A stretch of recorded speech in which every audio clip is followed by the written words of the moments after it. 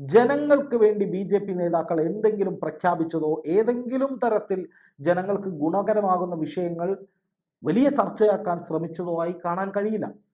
പക്ഷെ കോൺഗ്രസ് അങ്ങനെയല്ല.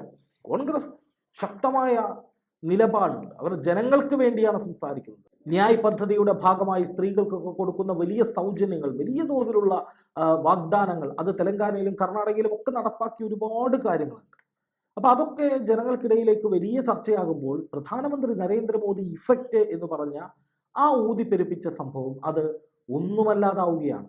ഇപ്പൊ അദ്ദേഹം വിവേകാനന്ദ പാറയിൽ ധ്യാനത്തിനിരിക്കുമ്പോൾ ശരിക്കും പറഞ്ഞാൽ സ്ട്രാറ്റജികളൊന്നും വർക്കൗട്ട് ആകുന്നില്ല എന്നതിൻ്റെ പ്രധാനപ്പെട്ട അടയാളമാണത്.